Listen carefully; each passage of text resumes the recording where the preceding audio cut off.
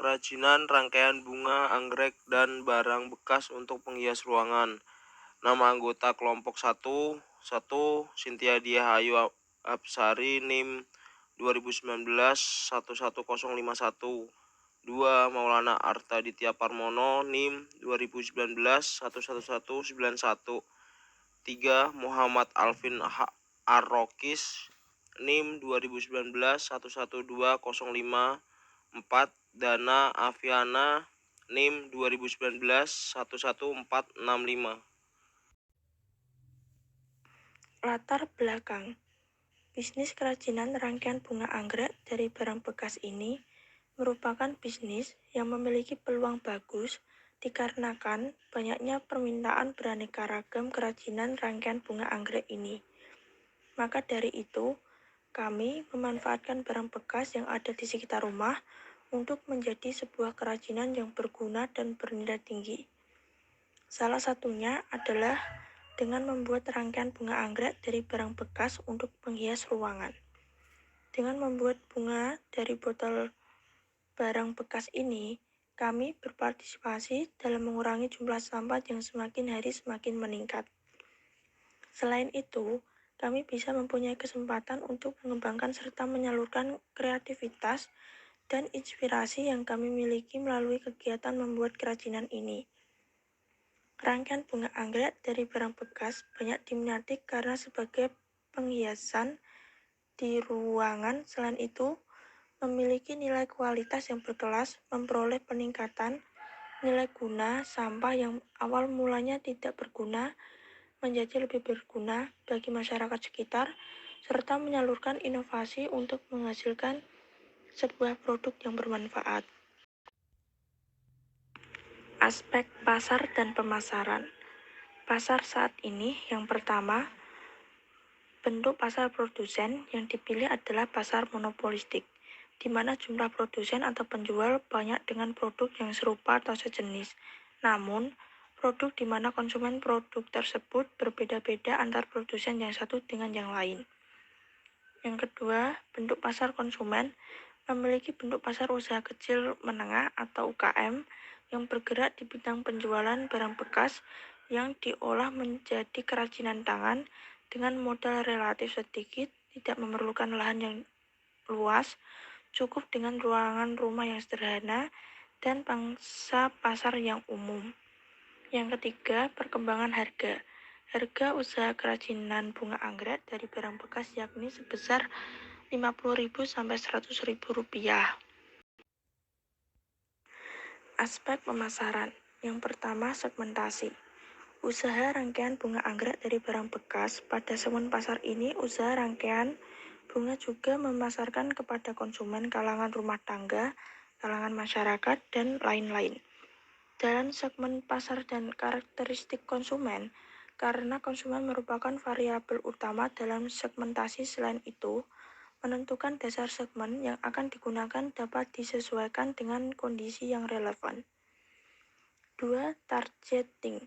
Usaha kerajinan bunga anggrek dari barang bekas menargetkan sasaran pasaran yaitu semua kalangan masyarakat dan kalangan bawahan, menengah dan ke atas yang gemar dengan aneka ragam produk untuk penghiasan rumah. Yang ketiga, posisi produk, positioning. Posisi pasar dari segmen pasarnya untuk melihat jelas dengan lebih baik dan dapat dinikmati oleh pelanggan, sehingga dapat membangun kepercayaan dan keyakinan bagi konsumen atau pelanggan. Gambaran umum rencana usaha, analisis peluang usaha, jenis produk, bunga anggrek dari barang bekas untuk menghias ruangan. Bunga anggrek dari barang bekas merupakan suatu produk dari pemanfaatan barang bekas. Judul produk usaha ini sesungguhnya mempunyai peluang yang cukup tinggi. A. Keunggulan produk, jasa yang kreatif dan inovatif. Terdapat pilihan warna dan model dari kerajinan tersebut. Harga bersahabat. B. Target atau segmen pasar yang dituju, masyarakat umum, pelajar, mahasiswa. Gambaran umum rencana usaha, analisis SWOT, faktor kekuatan atau strength, produktivitas yang terus meningkat, ketersediaan SDM yang banyak dan upah yang relatif murah. kondisi iklim yang memungkinkan dikembangkannya usaha bunga anggrek dan tanaman hias. Faktor kelemahan atau weakness, tersedianya teknologi namun dengan keterbatasan dana untuk mengadopsi teknologi tersebut menyebabkan tidak teradaptasi dengan baik. Kurangnya benih berkualitas khususnya jenis yang disukai pasar internasional. Pengawasan mutu yang kurang dan lemahnya pelaksanaan untuk standarisasi mutu tersebut. Gambaran umum rencana usaha. Faktor peluang atau opportunity, adanya perubahan teknologi yang semakin baik dari segi budidaya maupun pengolahan pasca panen. Konsumsi bunga anggrek yang meningkat dalam berbagai jenis produk segar maupun diversikannya. Permintaan tanaman hias cenderung meningkat terutama di kota-kota besar. Faktor ancaman atau threat, tren pasar selalu berubah cepat sehingga produksi harus cepat mengikutinya. Pasar bebas yang mempersempit pasar domestik sehingga akan lebih berat lagi jika produsen dalam negeri tidak bisa memenuhi standar mutu yang ditetapkan. Persaingan kompetitif yang tinggi di era pasar bebas dengan pengusaha luar negeri. Perubahan kondisi ekonomi dan politik tidak menentu yang berpengaruh terhadap kestabilan harga. Metode pelaksanaan. 1. Lokasi usaha. Lokasi yang diperlukan untuk membuat kerajinan rangkaian bunga anggrek dari barang bekas untuk penghias ruangan adalah di Jekulo, Jawa Tengah, yang merupakan lokasi efisien karena aman, gampang menjangkau bahan dan alat yang digunakan, sehingga kelompok dapat bekerja secara efektif. 2. Alat dan bahan. Alat dan bahan yang digunakan dapat diperoleh dengan mudah dan bisa digunakan menghasilkan rangkaian bunga anggrek dari barang bekas dengan baik. Bahan-bahan dan alat-alat yang digunakan tersedia dalam jumlah banyak dan gampang dijangkau sehingga kelompok tidak mengalami kendala menghasilkan produk dengan tepat waktu. Berikutnya yang kelima, teknologi yang digunakan untuk membuat kerajinan rangkaian bunga anggrek dari barang bekas tidak memerlukan mesin yang canggih atau mahal. Bahkan hanya dengan menggunakan tenaga manusia pun rangkaian bunga anggrek dari barang bekas bisa kami buat. Yang keenam, layout. Penataan bangunan serta fasilitas pembuatan kerajinan rangkaian bunga anggrek mengacu pada berbagai pertimbangan diantaranya. Yang pertama, bahan baku ditempatkan di gudang. Kemudian memakai lokasi yang strategis, barang yang menarik dan memiliki potensi. Kemudian barang kebutuhan dipisah berdasarkan fungsinya. Kemudian memanfaatkan ruang di atas gudang dan memiliki penyimpanan produk jadi. Selanjutnya, yang ketujuh, desain. Service escape atau lingkungan fisik yang telah memenuhi kriteria. Yang pertama, pola sirkulasi produk terarah. Yang kedua, pengaturan karakteristik latar belakang meliputi suhu, bau, suara. 8. Bangunan. Lokasi bangunan terletak di Jekulo, Jawa Tengah, luas tanah 1.345 meter persegi. 9. Proses produksi. Proses produksi dilakukan saat bahan baku datang ke gudang. Selesai dipindahkan ke pembahanan untuk dijadikan produk sesuai pesanan, pekerja melakukan pembuatan bahan baku untuk dirangkai menjadi produk. Setelah itu, dipindahkan ke line finishing untuk dilihat kualitas akan produk tersebut. Jika produk yang dihasilkan belum dapat memenuhi standar kualitas, maka produk itu diperbaiki. Tugas finishing ini langsung dikerjakan oleh pekerja perangkai bunga anggrek hias yang menentukan layak atau tidaknya produk tersebut. Biaya, jadwal, dan struktur organisasi aspek keuangan. Kriteria penilaian investasi. Tahun 2021 usaha kerajinan bunga anggrek berinvestasi dengan modal sendiri yaitu 10 juta, modal kerja 4 juta, umur ekonomis 6 tahun dan disusutkan tanpa nilai sisa. Pengembalian tingkat bunga yang diinginkan 30%.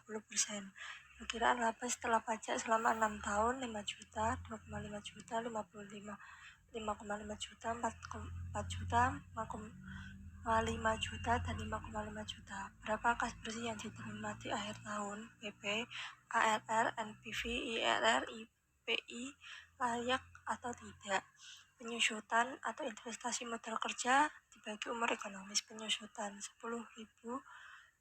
juta dikurangi 4 juta dibagi 6 tahun sama dengan 1 juta. Di sini tertera tabel cash flow yang bisa didapatkan dari tahun 2016 EAT 5 juta, 2017 EAT-nya 2.500.000, 2018 EAT-nya 5,5 juta, 2019 4 juta, 2020 5,5 juta, 2021 5,5 juta. Penyusutannya 1 juta semua. Roketnya yang 2016 6 juta, 2017 3.500.000, 2018 6.500.000, 2019 5 juta, 2020 6.500.000, 2021 6.500.000. Di F30%-nya yang 2016 0,769, 2017 0,591, 2018 0,455, 2019 0,350, 2020 0,269, 2021 0,207. PV kas bersihnya di 2016 4.614, 2017 2.068.500, 2018 2.957.500, 2019 1.750.000, 2020 1.748.500, 2020 1.326.000.000, dan di total semuanya jadi PV kas bersihnya itu 16.557.500. 2. Payback period atau umur investasi 6 tahun. Jika tiap tahun sama-sama dengan investasi, maka kas bersih per tahun dikali 1 tahun. Jika tiap tahun berbeda, investasi sama dengan 10 juta dan periode 1 tahun itu 6 juta. 10 juta dikurangi 6 juta jadinya 4 juta. Terus roket 2 tahun itu 3.500.000. Berarti 4 juta tadi dikurangi 3.500.000 itu jadinya 500.000 PP, atau PP-nya berarti 500.000 dibagi 4 juta dikali 12 bulan sama dengan 1,5 bulan, atau 1 bulan 2 tahun 1 bulan. Berdasarkan perhitungan diperoleh PP kurang dari umur investasi, maka proyek tersebut layak untuk dijalankan. 3. Average rate of return atau ARR atau rata-rata pengembalian bunga. Di sini EAT-nya kan 5 juta, 2.500.000, 5,5 juta, 4 juta, 5,5 juta, 5,5 juta itu dijumlah jadinya 28 juta. Jadi ARR rata-rata EAT atau rata-rata investasi dikali 100%. Rata-rata EAT total EAT dibagi umur ekonomis. Rata-rata EAT sama dengan 28 juta dibagi 5 sama dengan 5.600.000. Rata-rata investasi sama dengan investasi dibagi 5 sama dengan 10 juta dibagi 5 sama dengan 2 juta. ARR-nya sama dengan 5.600.000 dibagi 2 juta dikali 100% sama dengan 2,8%. ARR dikali investasi jadinya 2,8% dikali 10 juta sama dengan 28 juta. Jadi jika lebih besar modal kerja maka proyek layak.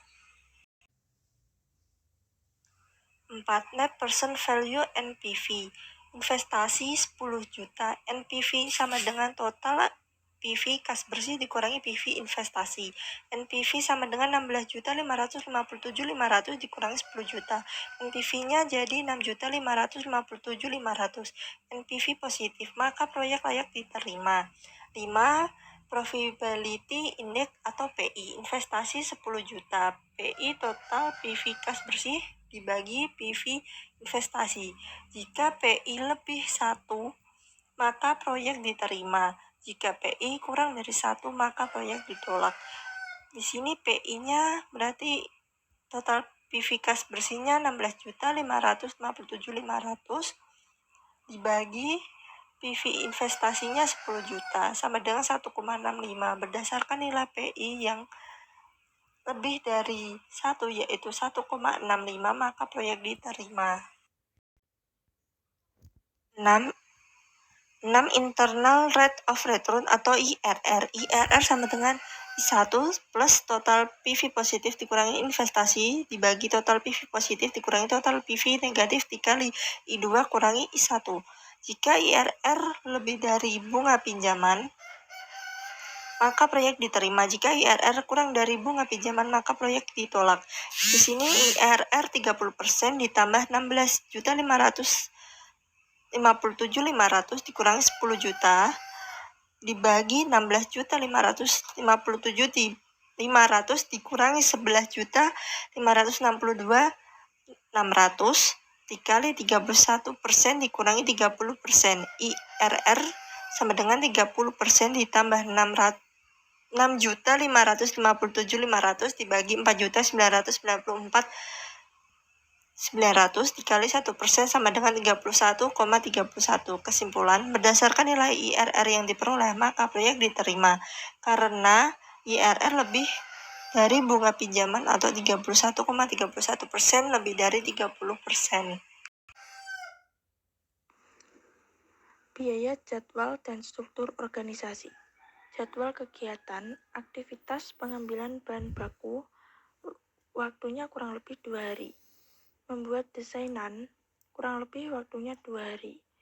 Pembuatan produk, aktivitas sebelumnya pembuatan desain, waktunya 5 hari. Tahap finishing atau pengecekan, aktivitas sebelumnya pembuatan produksi, waktunya 1 hari. Aktivitas pengemasan produk, aktivitas sebelumnya, tahap finishing, waktunya kurang lebih 1 hari. Aktivitas pengambilan foto produk, aktivitas sebelumnya pengemasan, waktunya 2 hari. Aktivitas pemasaran produk ke sosmed, aktivitas sebelumnya pengambilan foto, waktunya kurang lebih 2 hari. Biaya, jadwal, dan struktur organisasi. Jadwal kegiatan, pemecahan dengan bagan Gantt. Jadi tahapan proses produksi dilakukan selama 13 hari atau 1 minggu lebih 6 hari. Hari pertama dan hari kedua, pengambilan bahan baku dan membuat desain. Hari ketiga sampai hari ketujuh, pembuatan produk. Hari ke-8, tahap finishing. Hari ke-9, pengemasan produk. Hari ke-10 dan 11, pengambilan foto produk. Hari ke-12 dan 13, pemasaran produk. Biaya, jadwal, dan struktur organisasi. Struktur dan deskripsi jabatan, aspek manajemen, struktur organisasi dan deskripsi pekerjaan. A1. Bentuk organisasi. Bentuk organisasi yang kami terapkan yaitu organisasi bergaris di mana jumlah pekerja kami hanya 4 orang. Organisasi kami relatif kecil, pekerja sendiri merupakan teman akrab. A2. Struktur organisasi. Cynthia Diayu Hapsari, owner 1, Muhammad Alvin Arrokis, pengrajin 1, Dana Alfiana, pengrajin 2, Maulana Artaditya Parmono, pengrajin 3. Biaya, jadwal, dan struktur organisasi. Pengorganisasian. Yang pertama, owner 1. Tugas dari owner 1 ini mengawasi, ikut dalam melakukan serangkaian proses produksi dan memasarkan produk. Berikutnya, pengrajin 1. Tugas dari pengrajin 1 adalah menangani proses bahan baku dan ikut melakukan pembuatan produk. Berikutnya, pengrajin 2. Tugas dari pengrajin 2 yaitu menangani proses pendesainan, desain produk, dan melakukan proses pembuatan produksi. Selanjutnya, pengrajin 3. Tugas dari pengrajin 3 yaitu menangani proses pembuatan produk dan meneliti proses finishing produk dari mulai jumlah dan kualitas produk siap dipasarkan. Aspek yuridis. Dalam menilai kelayakan bisnis, aspek yuridis atau hukum menjadi bagian yang tidak bisa diabaikan. Analisis terhadap aspek yuridis ini sangat penting. Sebelum suatu usaha dijalankan, dokumen yang perlu diteliti adalah tentang keabsahan, kesempurnaan, dan keasliannya meliputi badan hukum, perizinan, legalitas tanah, maupun dokumen pendukung lainnya. Tujuan analisis aspek yuridis. Analisis aspek yuridis dilakukan dengan tujuan untuk mengetahui apakah bisnis yang akan dijalankan dapat memenuhi ketentuan hukum dan perizinan di suatu wilayah. Bentuk badan usaha. Dalam usaha kami, bentuk badan usaha yang akan kami jalankan yaitu firma, karena suatu bentuk usaha yang didirikan oleh beberapa orang dengan menggunakan nama bersama. Di dalam firma, semua anggota punya tanggung jawab sepenuhnya baik dari diri sendiri maupun bersama-sama terhadap utang-utang perusahaan pada pihak lain. Bila terjadi kerugian, maka kerugian akan ditanggung bersama-sama. 2. Identitas pelaksanaan bisnis. Beberapa hal yang perlu dianalisis adalah sebagai berikut. 1. Kewarganegaraan. 2. Informasi bank. 3. Keterlibatan dalam kasus hukum. 4. Hubungan keluarga. Terima kasih.